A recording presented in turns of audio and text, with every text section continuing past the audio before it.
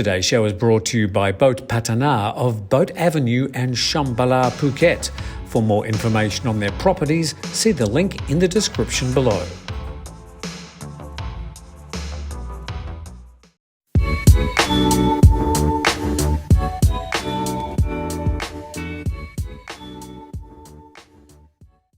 And welcome to Good Morning Thailand for another week, and I hope you had a fantastic weekend. And would like to say good morning to Jay. Good morning. Good morning, Tim. How was your weekend? Good. You seem to be in a chipper mood. Did you have a good weekend? No. It was actually very busy. I'm doing a bit of renovations around the house. I might even share it with you because I'll show you how you can turn a really old kitchen into something that looks mildly usable and contemporary. That's all coming up. Anyway, starting off with the COVID figures, and we had numbers in the 18,000s all weekend. Yes. This morning we can report the COVID number for new infections is 17,970, 178 COVID-related deaths, 175 patients have been detected in Thai prisons. On the good side, some 15,000 people have now been released from COVID care in hospitals in the past 24 hours, so a bit of good news there. Yeah. What's going around your head as far as music's concerned? As far as music's concerned? Yes, what are you singing in your head? Well, I'm singing the song that I've been listening to for the last week because we've been working on a special video for our viewers, and it's very catchy, and I've just been humming it all day. Yeah, it's one of those songs that it gives you a bit of an earworm, as we call it. What we've done is there are some NGOs, some volunteer groups working here in the community, both in Phuket and Bangkok. There are also other groups around the country, Pattaya, Chiang Mai, doing similar sort of work. Yes, absolutely. But we're raising money specifically for two groups initially, and if we get oversubscribed with the amount of donations, we'll certainly share it beyond those two groups. But we're trying to raise 1 million baht for the Bangkok Community Help Group, and also for similar groups here in Phuket who are doing the same sort of work, providing basic food and supplies for people who are desperately in need at the moment for reasons which we've made abundantly clear. So we've got a whole sort of story about the video, but what we'll do now is we'll run the video for you so you can share it, enjoy it, hopefully see what the situation is about, and there'll be links under today's program where you can click and donate to that particular, well, it's sort of a charity. We are administering the charity, and we can guarantee that 100% of all the funds will go to the people in need. There are no admin costs. We're not taking out any money for that sort of stuff. So 100% of everything you donate is going to people on the ground. Yeah. Here's the song, I Am Strong. There was a time when it was hard to see our future out in front where I am free. But then I found the fire, the strength, the heart's desire. Bring it on, can't go wrong. I am strong. I am young, hear me cry. Tell the world that I can fly. I believe we have the strength to carry on. I will say, hear me pray. Now I'm free, I'm on my way. I will fight, I am brave, I am strong. I said one day that I would show them. I've shown the world that I stand tall.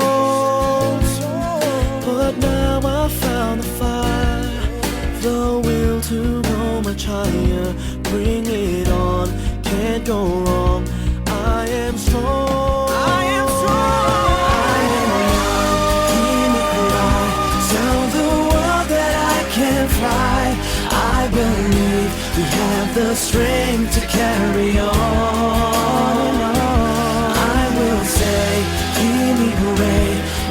I'm free, I'm on my way. I will fight, I am brave, I am strong.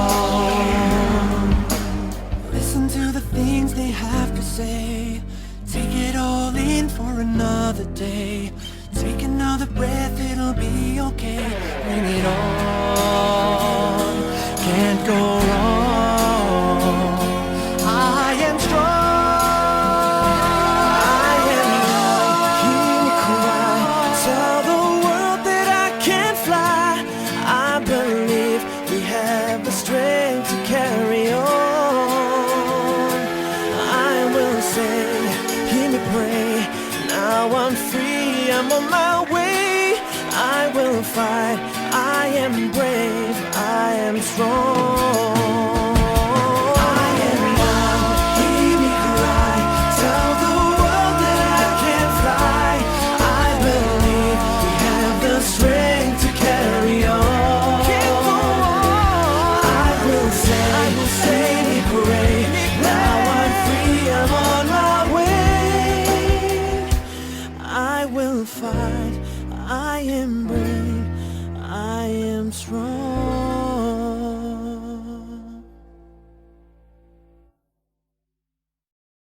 And that was I Am Strong. Please feel free to help as little or as much as possible. Even if you like the video, comment on the video, share the video. Every little helps, and it's going to a great cause. So hope you liked the video, and please help like and share the video. And we'll be back right after this break, after the local headlines.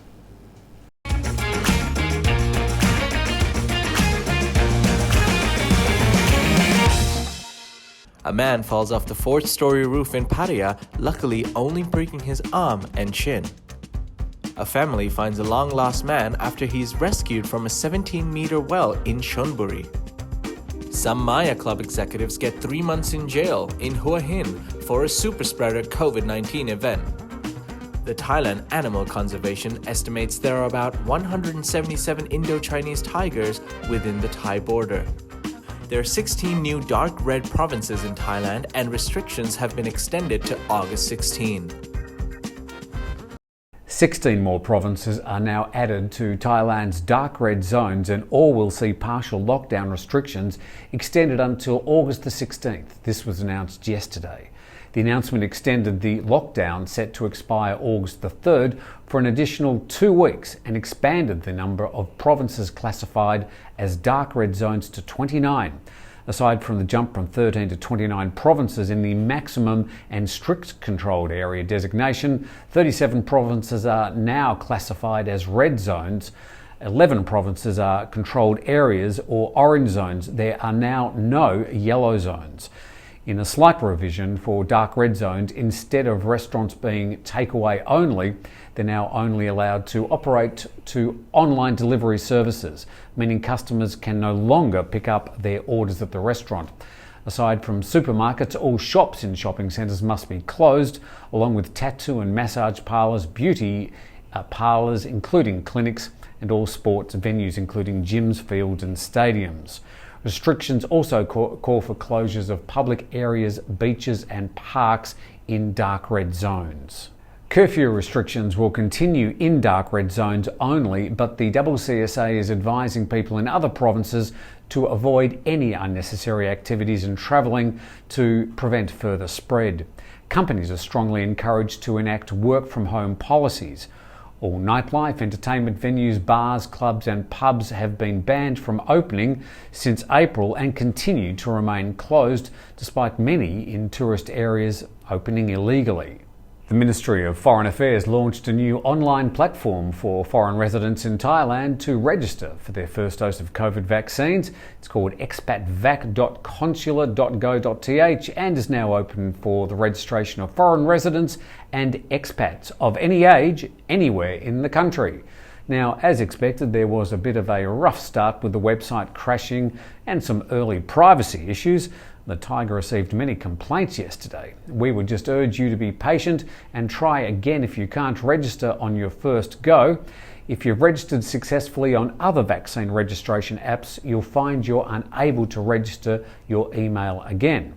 The ministry says that registered foreign residents will be notified of the dates and vaccination sites in accordance to their level of risk and location of residence. Foreign residents aged 60 to 74 who previously registered with the Ministry of Foreign Affairs will have their records transferred to the new website and will be directed to the vaccination site. Meanwhile, at least 7,000 people have bought COVID-19 vaccination slots at Bang Sue Grand Station that were illegally acquired through a loophole in the National Vaccine Recipients Database, according to police. The Thai PM yesterday expressed his concerns on the bubble and seal measures at factories and worker campsites, saying there's a need for stricter surveillance, monitoring of compliance and acceleration of active case findings. Meanwhile, a number of NGOs and local expat volunteer groups are expressing their own concern about who exactly is taking care of the people locked inside these areas. The owners of the factories or the property developers are meant to be responsible for the welfare of the workers, but there's been examples of some sites virtually left to fend for themselves. The Myanmar army, now in control of the country, says they'll accept the special envoy from ASEAN 3 months after the Southeast Asian bloc voted for an envoy to visit the country to help broker a peace deal between the army and the many anti-government groups. The Myanmar junta says they'll work with the new envoy to find a peaceful resolution to the violence that's killed over 800 civilians since the coup on February the 1st. Research by a professor from Mahadon University at the start of July predicted a worst-case scenario for the country, saying that Thailand could see 32,000 cases a day in a couple of months' time. The latest projection predicts the 40,000 cases could be seen as early as next month. The rate of infections would have to accelerate far beyond the current rate for those predictions to become reality.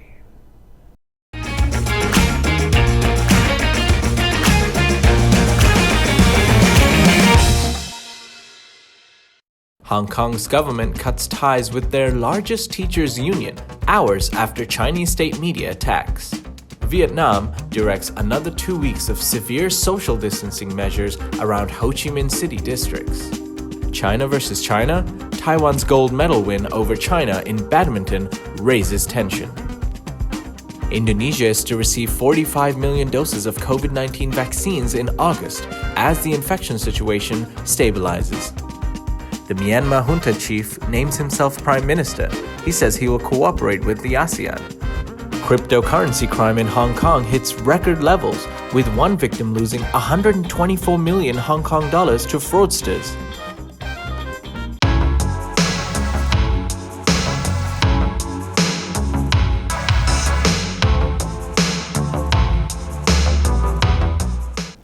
And you're back on Good Morning Thailand. Thank you very much for joining us on a brand new day and a brand new week.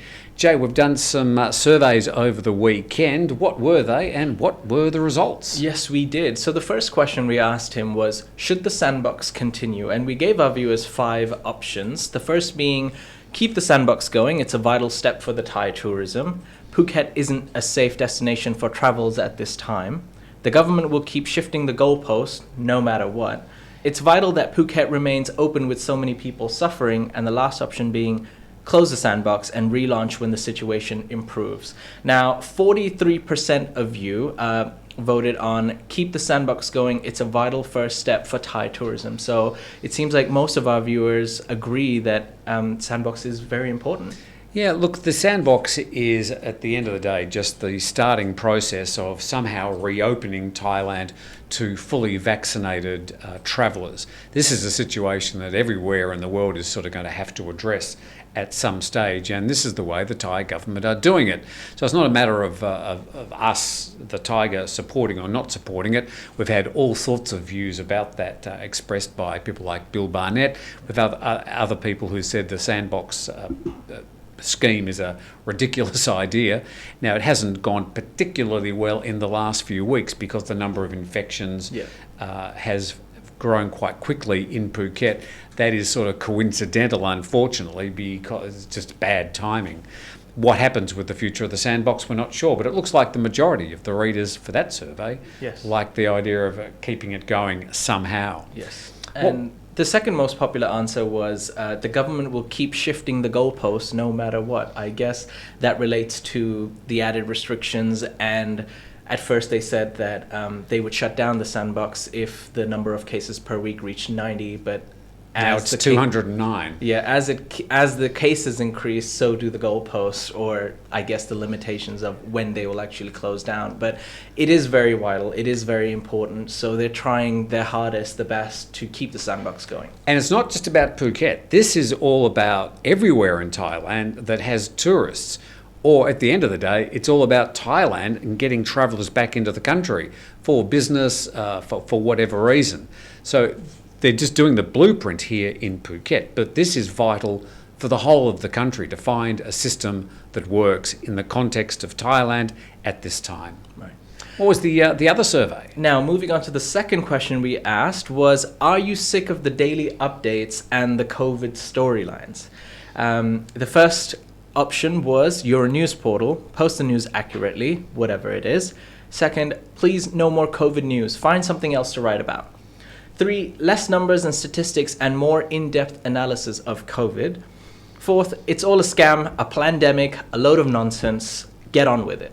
And the last one being, news is usually bad, and this is the big story of our time. Now, the majority... Well, I want to know how many people voted for the second last one? It's all a scam. 14%. Oh, my goodness. Plandemic. Right. Anyways, but the majority, 66% wow. of you voted for the first answer, which is your news portal, post the news accurately, whatever it is. And I would have voted for that. That seems to me to be the correct answer. At the end of the day, we have to just provide the news, good or bad. Exactly, and unfortunately, most of the times during these times, we do have a lot of bad news, but we do try to highlight the good news every now and then. We can always talk about Jay's shirts. All right, we've got your comments as well on Good Morning Thailand. These are the things that you've said about other news on other parts of our platforms. It could be the website, could be Facebook, it could be our YouTube channel. What have we got? Now, the first comment I have is from Daniel M., who's talking about the control of information in Thailand. He says, dictators will always try to control information to control people. This is old news. What is sad is Thais are dying on the streets of COVID, and yet saying anything about it is punishable by law. Now, Daniel, just to address your question, or rather statement directly, the Prime Minister has already addressed this situation of people dying on the streets and has said that the departments involved need to act better, and also not exactly promised, but said that they will try to do their best to never let this happen again. As well, the PM has also said that constructive criticism about the government is allowed. So what I mean by that is Daniel M. said that you can't say anything about it. It relates to the anti-fake news Thailand, which the government is trying to curb down on any misleading information or fake news. And yeah, you are allowed to criticize, constructively criticize. However, the definition of constructive criticism might still be slightly unclear. Yes, negotiable. Look, I suppose I applaud any government that's trying to crack down on fake news. How they determine what fake news is and what stories are real, that of course is a questionable situation, something that we have to address as a news organisation every single day. So I'm sure the government struggles as well. Exactly. But the Prime Minister did on Friday, in response to people complaining about the crackdown on fake news, said, look, if people have got constructive criticism about the government, that's okay. So I think they're being fairly realistic about the situation. And there is a lot of fake news going around, a lot of misinformation. So, all right, another comment. The second comment today is from John Ganari. Thank you, John. And he doesn't agree. He says, nothing is sad except the government's control and hype. Only 4,500 COVID deaths in the last 18 months out of 70 million people. Come on, that's small. Traffic deaths are about 30,000. I think we've addressed the traffic deaths versus COVID deaths 100 times. I'm not going to go back on to that one again. But obviously you don't die in a car crash from breathing the air. Yes. It's a false equivalent. Yes, and road toll deaths have significantly decreased in the last year. But then again, not many people have been going out as much. We've had restrictions. Bangkok has been struggling with harsher restrictions. They say in the last 3 months that the road death toll is down 75%. Yes. So if there's any good side to the current situation, at least the road toll numbers are down. Well, another comment I have from Yamui Mata, who says he's commenting on regarding the Burmese worker camps, a story that we spoke about last Friday. He says, this is insane. Armed guards to enforce the lockdown in worker camps. In Australia, the army was called in to enforce lockdown measures. How much until people revolt? Well, this is a very interesting situation, and it's sort of unfolding at the moment. I think we reported it in our news earlier today, and we will follow the progress of what's happening in these camps. We've got some 620 worker camps around Thailand, a lot of them around Bangkok and the surrounding provinces, which are sort of, I think they're calling it bubble and seal, sealing up these camps. Who is looking after the people inside them? There seems to be quite a lot of confusion and questions about this, which we are addressing, and we're getting quite a lot of information back from people like Bangkok Community Help. So we'll keep you informed with this particular topic, because the welfare of those people inside those camps is of vital concern at the moment. It is unlikely for them to revolt as well. Generally, the people in these camps are some of the nicest, kindest people. A lot of them, of course, would be Burmese and Cambodian migrant workers. And they probably don't have arms in there, so I don't think we're going to see an armed insurrection. I was also concerned by some video I saw last Friday, where people who were carrying guns and appeared to be armed, looking after the entry and exit from some of these camps, didn't appear to be either army or police. I found that a bit of a concern. We were talking about that. It's unclear whether they belong to the military or if they're police, or who exactly maybe they are. Moving on to another topic, I have another comment from Blue Sky, who was commenting on Pattaya's plan to reopen.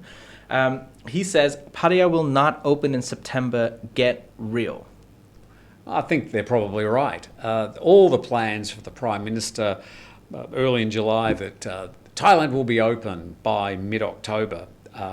And then, of course, all these new sandboxes for Chiang Mai, for Pattaya, for Hua Hin, these are all being sort of thrown into confusion at the moment because of the current surge in cases in the country. And it looks like they're going to have to kick the reopening of these places, obviously, down the road until they can get the current situation under control. That may be several weeks, it could be several months. Anybody who tries to predict it is giving you a false answer. All right, and the last question, or rather statement I have today is from Noel Bryant. Hi, Noel. Hi, Noel. Who says, slight criticism, because you live in Phuket, you only care about the big cities and not the other parts of Thailand. He says, it's always Phuket, Pattaya, and Bangkok. Very selfish. You say you love Thailand. Have you been anywhere else other than these three provinces? Well, Noel, these are the three biggest cities in Thailand, with the highest number of population living in these cities. And most of the headlines are coming from these areas. So we do care about the other provinces. Of course we do. And any news that happens anywhere in Thailand, we will report. It's just most of the news at the moment. We only have limited resources. We can only report a certain amount of stories. And most of the news at the moment is coming from the largest population centres and the biggest population centres for expats as well, and expats and English-speaking people are the majority of our readers and viewers. Exactly. So and of course, as far as Phuket's concerned, it's only been the headline news, not because we live here, but because the Sandbox is such a big story at the moment. So we will report stuff from around the country without fear or favour, without favouring any particular population area. It's just that, as Jay said, the Bangkok, Pattaya and Phuket are the largest population centres where most of the news happens. Yes. And that's all the comments I have for today. All right, so with that, we'll check today's weather. In Bangkok today, we've got some relatively clear air measuring 34, temperatures of 33 today, then 30 and 31 for the next few days, cloudy conditions. Heading down to the south and Phuket, very clear air today and quite strong winds. We've got 15 as the air measurement. Temperature today 29 degrees, then 28 for the next few days. We've got a bit of sun, some cloud and some rain. Heading up to the northeastern Nakhon Ratchasima, good air quality today, top temperature of 31, down to 30 and 31 for the next few days, lower temperatures of down to 24 degrees, some cloudy skies and a bit of sunshine. Up to the north and Chiang Mai, where we've got moderate air conditions, a measurement of 55 degrees, temperatures of 30 degrees for the next few days, down to 22 and 21 at night time, and we've got some sun, cloud and some showers up there as well. To the central Gulf Coast and around Hua Hin, very, very clear air today. 13 is the measurement. 33 degrees today, down to 29 and 28 over the next few days. Some cloudy skies and a little bit of sunshine probably tomorrow. And to Pattaya and the Banglamung area, good air quality today of 33, temperatures of 30 today, 29 over the next few days, and we've got some cloudy skies with a bit of sunshine and some rain. That's the weather from around Thailand, and that's the show for Good Morning Thailand. Thank you very much for joining us on Monday, the first day of the week. Thanks, Jay. Thank you, Tim. And stay classy, stay classy, Thailand. Okay, thank you very much. If you haven't seen Anchorman, well, you might have some time with all these new restrictions. Thanks for joining us, and we'll see you tomorrow.